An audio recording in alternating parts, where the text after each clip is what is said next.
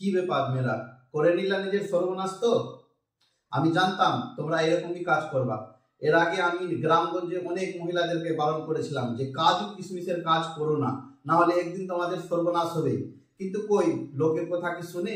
আমরা যতই বলি বারণ করি, কারণ এক মেয়েরাতে এক মেয়ে থেকে হিংসাই করে চলে না।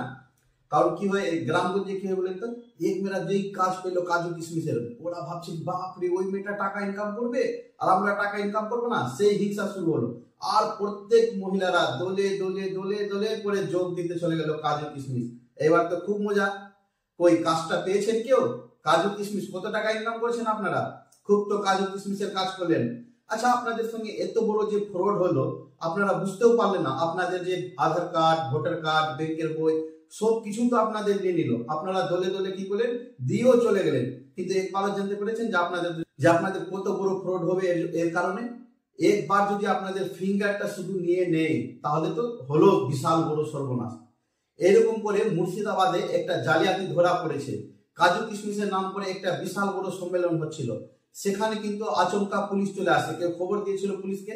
পুলিশ যখন এসে সার্ভে করে, ওদের না কোনো কোম্পানির নাম আছে, না আর কিছু আছে, না চাকরির ডিটেলস বলে কোনো কিছু আছে, সেই ওরা তো ছেড়ে চলে গেছে। অনেক মেয়েকে, যারা যেসব মেয়েরা কি করেছিল, দায়িত্বে ছিল, ওদেরকে কিন্তু অ্যারেস্ট করা হয়েছে এবং টাকা নেওয়ারও প্রবলন হয়েছিল যে 7,000, 8,000 কি 10,000 টাকা ওদের মাসে দিবে। তো তাদের কাছ থেকে 5,000 না 7,000 টাকা করে নিয়েছিল যে তাদের কাজে নিযুক্ত করে ম্যানেজার হিসাবে, কারো সুপারভাইজার হিসাবে দিবে।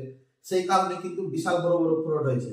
তবে মেয়েরা, আপনাদেরকে একটা নিখুঁত কথাটা বুঝিয়ে দিই যে আপনারা সর্বপ্রথম যে কোনো কাজে জয়েন করার আগে আপনারা একবারও জেনেছিলেন যে এই যে কাজু কিশমিশ বাদাম গুলো যে পেক করবেন আপনারা, তো একবারও জিজ্ঞাসা করলেন যে এটা কোন কোম্পানির কাজ আছে?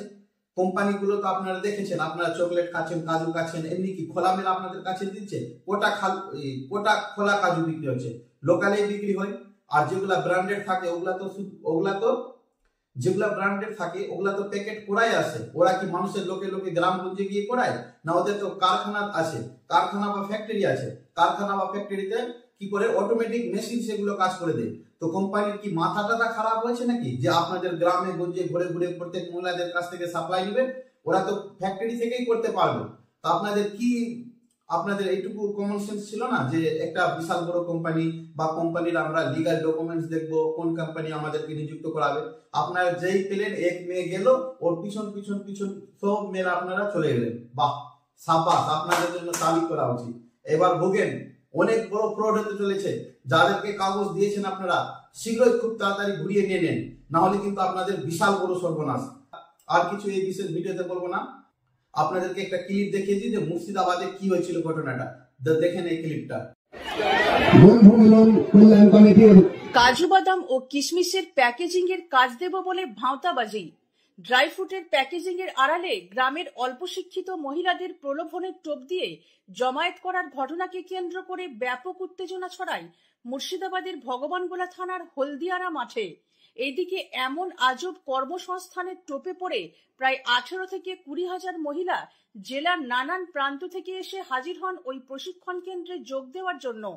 এই ঘটনা জানার পরই নড়ে চড়ে বসে ভগবানগোলা 1 নম্বর ব্লকের বিডিও নাজির হোসেন।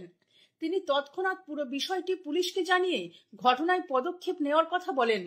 স্থানীয় সূত্রে জানা যায়, একাধিক এনজিও বেশ কিছুদিন ধরেই ভগবানগোলা এলাকায় গ্রামীণ মহিলাদের প্যাকেজিং এর কাজে যুক্ত হওয়ার টোপ দিয়ে সুপারভাইজার নিয়োগের জন্য 7,000 টাকার কথা যেমন বলেন, পাশাপাশি 28 জন মহিলা সদস্যদের নিয়ে দেখলেন ক্লিপটা, তো দেখে বুঝতে পারলেন যে এবার ফ্রড হয়েছে, পুলিশগুলো অ্যারেস্ট করেছে নিশ্চয়ই।